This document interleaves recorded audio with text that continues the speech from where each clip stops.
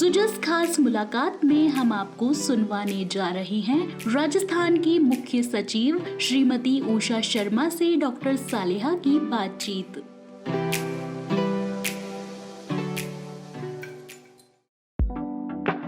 Ma'am नमस्कार, बहुत बहुत स्वागत है आपका सुजस स्टूडियो में और हम बहुत खुश हैं कि आपने आज समय निकाला हमसे बातचीत के लिए। यूँ तो बातचीत का एक लंबा सिलसिला है, लेकिन हम बातचीत इस बात से शुरू करना चाहेंगे कि आपका एक बहुत लंबा प्रशासनिक अनुभव रहा है, 3.5 दशक से भी अधिक समय का, और एसडीएम से शुरू हुई ये यात्रा आज राजस्थान के सर्वोच्च प्रशासनिक पद तक पहुंची है। तो आपने इस दौर में तमाम बदलावों को भी करीब से देखा है, और अगर हम बात करें कि राजस्थान की गवर्नेंस के लिहाज से दूसरे राज्यों से आप क्या फ़र्क महसूस करती हैं? हाँ, मुझे बताते हुए बेहद खुशी हो रही है कि मैं इस वर्ष 38 साल अपने प्रशासनिक सेवा के पूरी कर रही हूँ। मैंने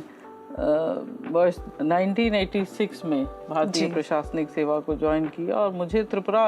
काडर मिला था। वहाँ मैंने ट्रेनिंग ली, वहाँ मैं एसडीएम खोवाई बनी और उसके उपरांत मैं राजस्थान आई और राजस्थान में मेरा पहली पोस्टिंग एसडीएम अलवर के रूप में हुई और उसके बाद मेरा राजस्थान में अपना सफ़र शुरू हुआ जी। और मैंने ज़िला कलेक्टर रही मैं बूंदी में, उसके उपरांत मैं अजमेर ज़िले में रही।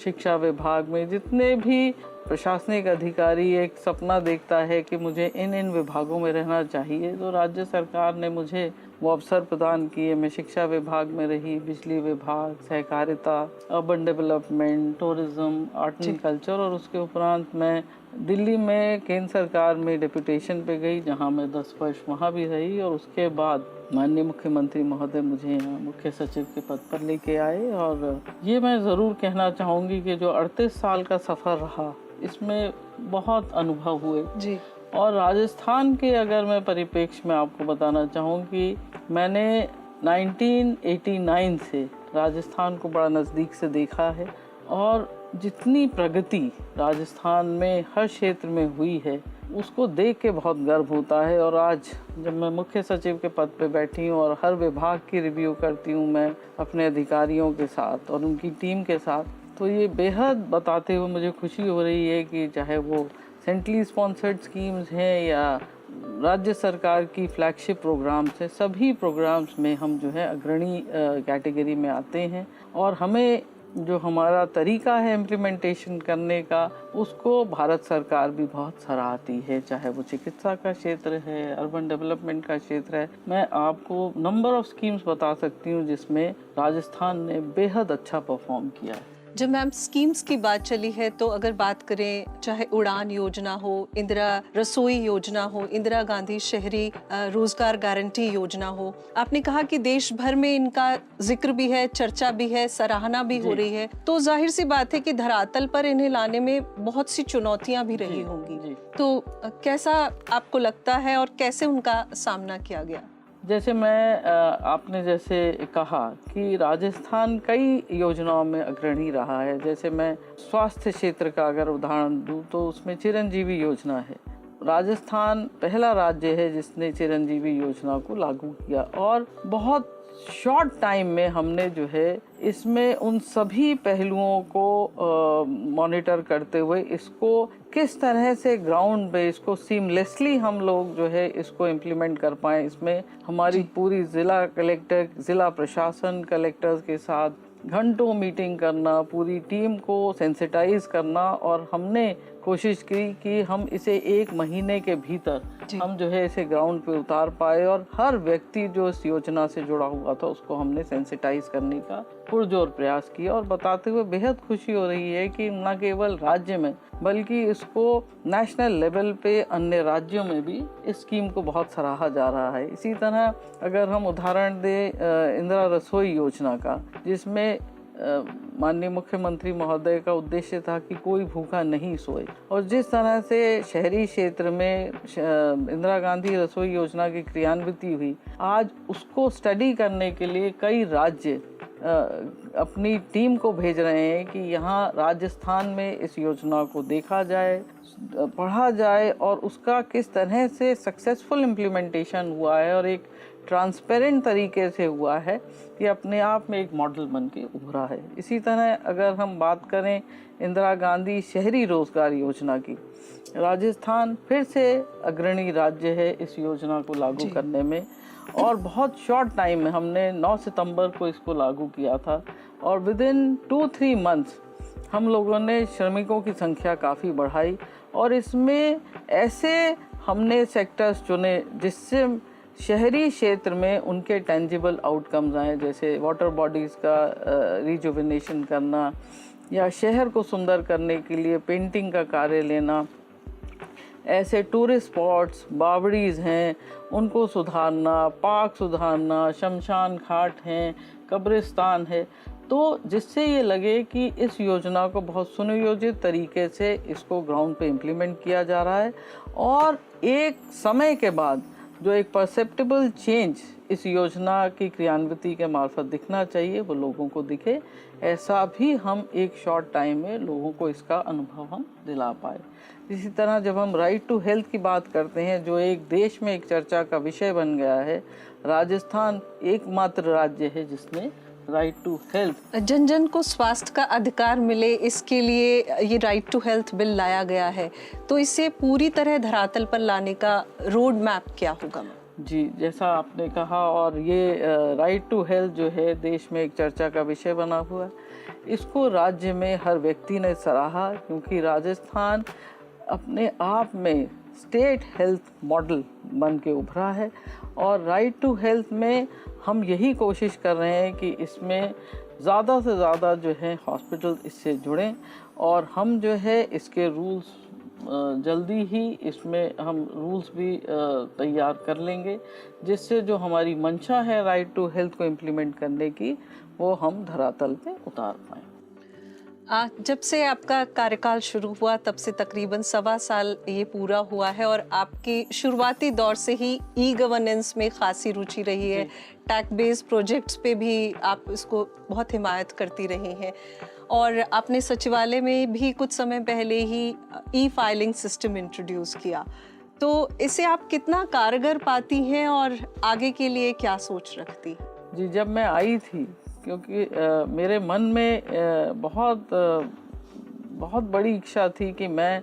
सचिवालय को एक पेपरलेस सचिवालय बनाऊं, क्योंकि जब आईटी क्षेत्र में राजस्थान एक अग्रणी राज्य है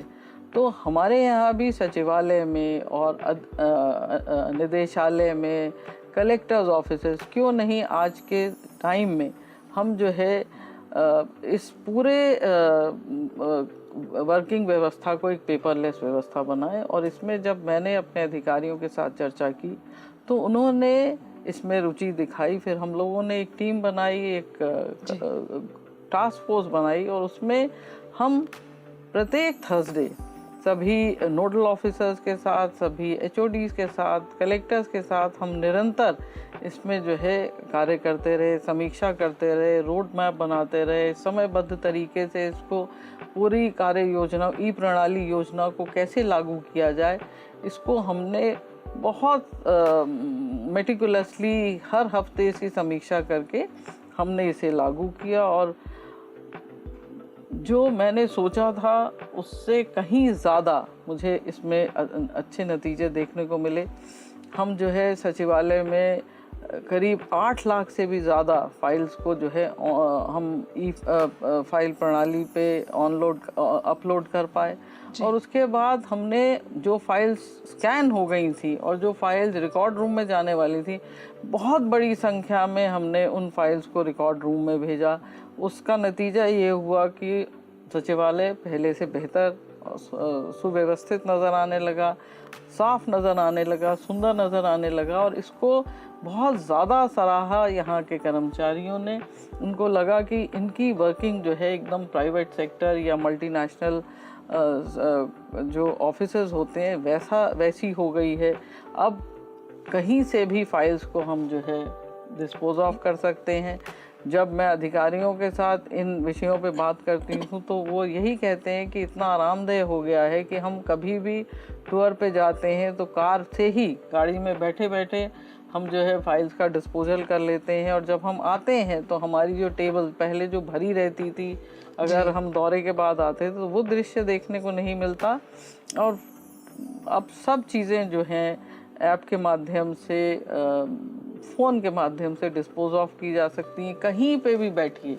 मैं जब दिल्ली जाती हूँ तो मैं बीकानेर हाउस से या कहीं पे भी बैठ के मैं अपने मोबाइल से फाइल्स को डिस्पोज ऑफ कर लेती हूँ, फाइल्स को ट्रैक कर लेते हैं। ट्रांसपेरेंट तरीका है। जो हम अकाउंटेबिलिटी की, ट्रांसपेरेंसी की और ट्रैकिंग की बात करते हैं, तो मैं समझती हूँ ई ऑफिस प्रणाली अपने आप में बहुत बड़ा प्रभावी है। राजस्थान आपके दिल के बहुत करीब है, आपका खासा लगाव राजस्थान से हमेशा से रहा है, और मुख्यमंत्री जी ने भी आपके आने पर पधारो मारे देश कह के आपका स्वागत किया। तो आप ये बताइए कि पर्यटन की यहाँ पर बहुत सी अपार संभावनाएं हैं, आप यहाँ पर्यटन विभाग से भी जुड़ी रही हैं, तो अभी क्या नए आयाम राजस्थान में पर्यटन के विकास को लेकर हैं? पर्यटन जैसे पहले सोचा जाता था कि ये एक ग्लैमर से जोड़ा जाता था, अब वो जो है थिंकिंग या थॉट प्रोसेस बदल गया है जी। Tourism is one of the very big sectors for providing employment. जब कंपेयर करते हैं एग्रीकल्चर से, मैन्युफैक्चरिंग से, तो ये नंबर 4 की कैटेगरी में आता है एम्प्लॉयमेंट जनरेशन से। और इसी को इसकी इम्पोर्टेंस को समझते हुए राजस्थान में इसे टूरिज्म को एक इंडस्ट्री का दर्जा दिया गया, और शायद मैं समझती हूँ अकेला राज्य है जिसमें राजस्थान ने टूरिज्म के पोटेंशियल को जानते हुए इसको इंडस्ट्री का दर्जा दिया, और इसको पूरे टूरिज्म फ्रेटर्निटी ने बहुत ज़्यादा सराहा है। और हमने ये भी देखा है कि जो राजस्थान समिट हुआ इन्वेस्ट राजस्थान, उसमें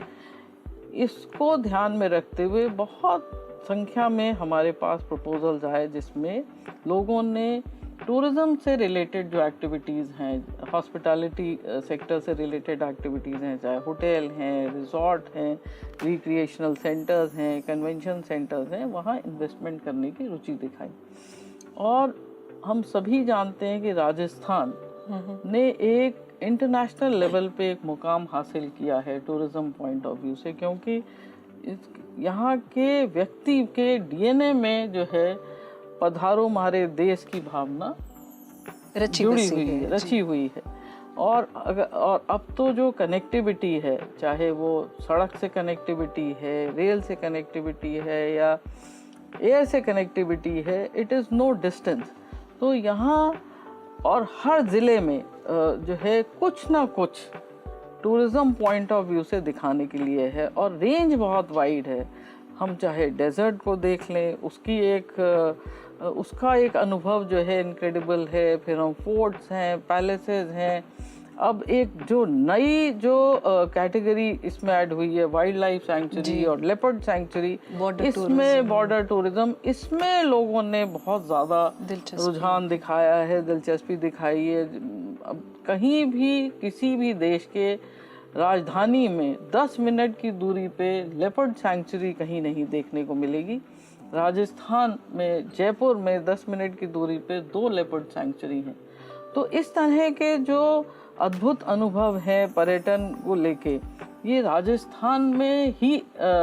मिलेंगे। कि आप कोटा जाएं तो वहाँ डॉल्फिन देखने को मिलेगी, या आप घड़ियाल सैंक्चुरी है, और एडवेंचर टूरिज्म देखें, रिलीजियस टूरिज्म देखें। तो whenever a tourist come, he or she gets a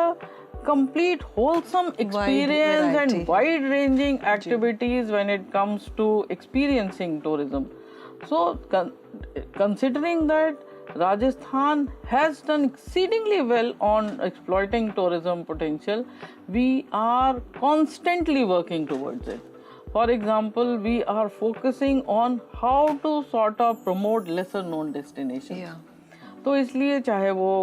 आदिवासी इलाका है या आपके विलेज टूरिज्म है, इको टूरिज्म है, ट्रेल्स हैं, we are trying to enter into all the possible areas because we know it not only provides tourism, it gives lot of employment in this sector. तो नए नए tourist circuits पे भी काम हो रहा है। अभी हाल ही में आपने जिक्र किया not to mention on the wedding destination. Yeah, Rajasthan is becoming hugely popular on wedding destination. National level पे award best two Absolutely. I mean, there is no area which is left where Rajasthan has not got award. Tourism के साथ ही हम ये बात करना चाहेंगे, अभी आपने इन्वेस्ट राजस्थान समिट का जिक्र किया, तो उसमें बड़ी तादाद में टूरिज्म के अलावा भी और सेक्टर्स के एमओयू हुए, तो उनकी अभी फिलहाल ज़मीनी स्थिति क्या है धरातल पर? बहुत अच्छी। इन्वेस्ट राजस्थान को बहुत ज़्यादा सराहा गया और उसकी अपार सफलता इसी से देखने को मिलती है कि ऐसा कभी नहीं हुआ कि एमओयूज जो साइन हुए हैं उसके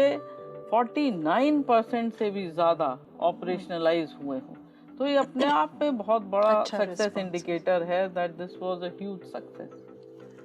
अब अगर बात करें कि राजीव गांधी ग्रामीण ओलंपिक खेल के ज़रिए, इस महाकुंभ के ज़रिए राजस्थान ने इतिहास रचा और अब तैयारियां हैं शहरी ओलंपिक की भी, तो आपको लगता है, आप तो स्पोर्ट्स मिनिस्ट्री में भी रही हैं, कि ऐसे आयोजनों की क्या सार्थकता है?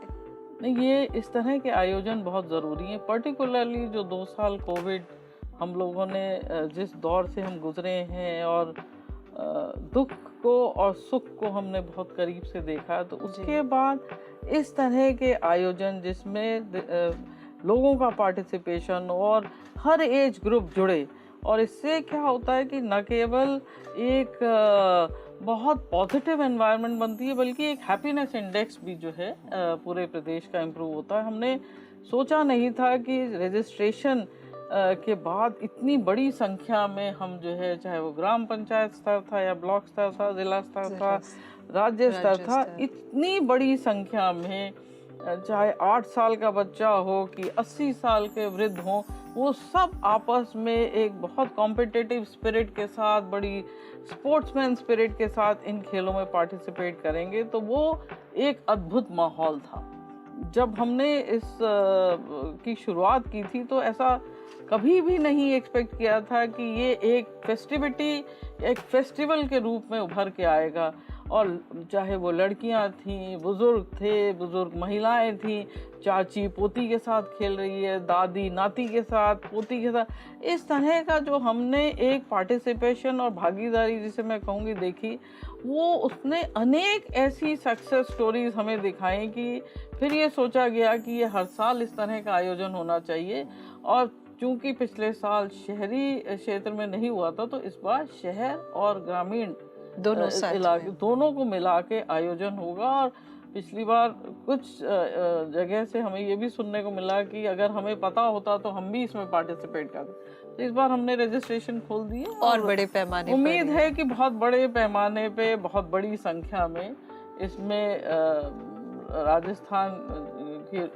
बच्चे से लेके वृद्ध व्यक्ति तक इसमें पार्टिसिपेट करेंगे। हम बात कर रहे हैं कि जो ये खेल ओलंपिक थे, महाकुंभ थे, ये एक तरीके से जन जन का उत्सव बन गया, और अभी ऐसा ही कुछ नज़ारा महंगाई राहत शिविरों में भी नज़र आ रहा है कि लोग आ रहे हैं और पूरी जन भागीदारी, एक मेले सा माहौल उनमें नज़र आ रहा है, तो इस पर आप क्या कहना चाहेंगी? महंगाई राहत कैंप जब ये आइडिया कंसीव किया गया था, तो उसमें पूरा उद्देश्य ये था कि हर लाभार्थी के पास राज्य सरकार पहुंचे और उन्हें बताए कि वो किस किस योजना में अपनी पात्रता रखते हैं। और अब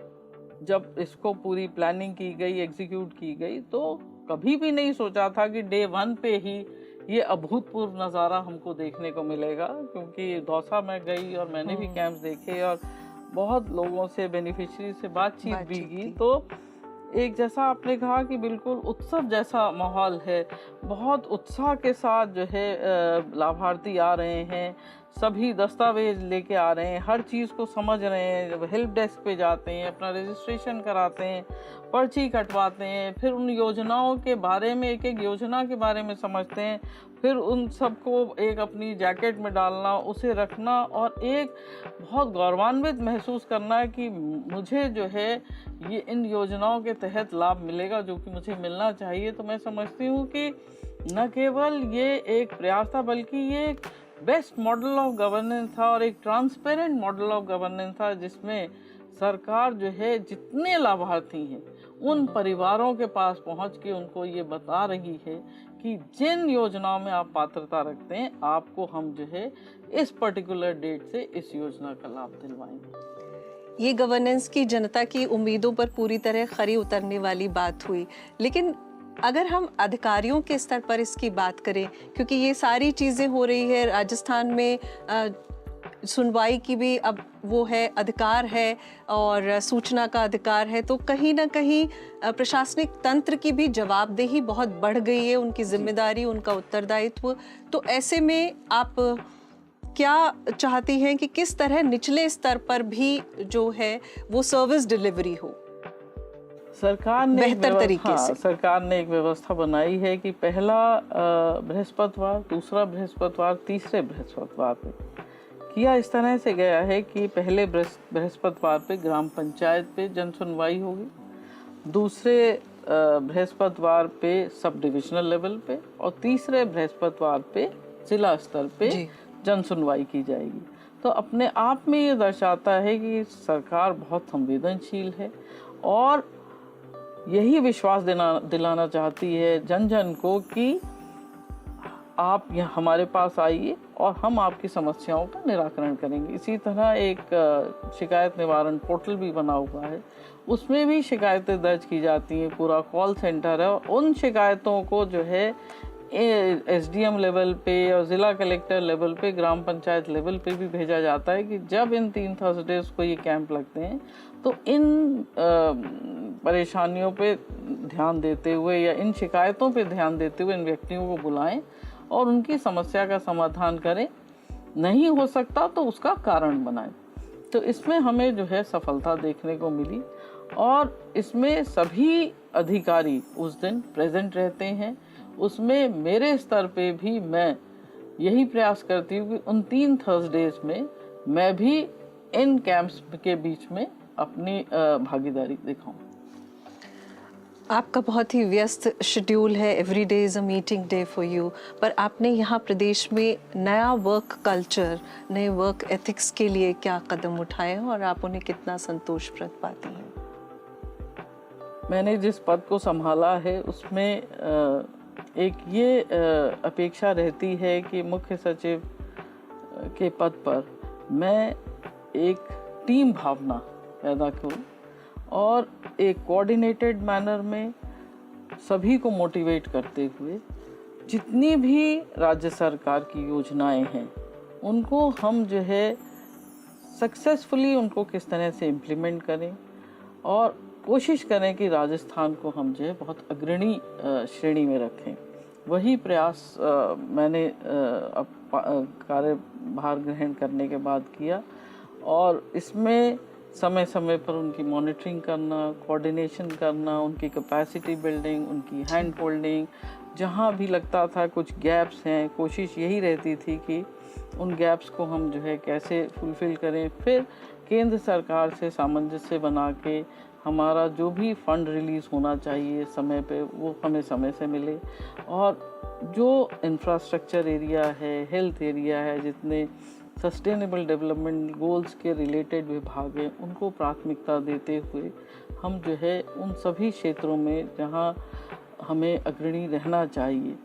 हमने कोशिश करी कि हम उसमें अग्रणी रहें। बातचीत करने को काफ़ी चीज़ें हैं मैम, लेकिन हम आपसे यही पूछना चाहेंगे कि what is that inner trigger that keeps you driving और नए अधिकारियों के लिए आपका क्या संदेश है? I think when we join this service, we join this service to serve people. Right. To do what would build up the state and the nation, and that has always been my objective, and I have never considered work as work, and I have always felt that with this reason I had joined this service, and therefore I should not fail in the eyes or expectations of people who trust me. So with this objective and motto I have always worked, and all of you and the system has been very kind, God has been very kind that I could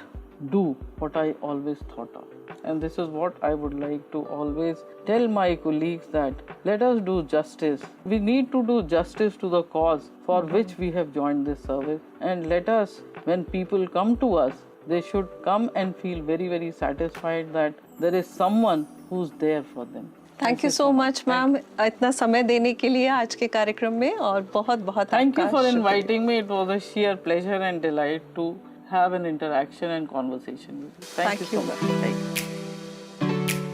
ऐसी ही खास मुलाकातों और खास कार्यक्रमों के लिए सुनते रहिए सुजस आवाज राजस्थान।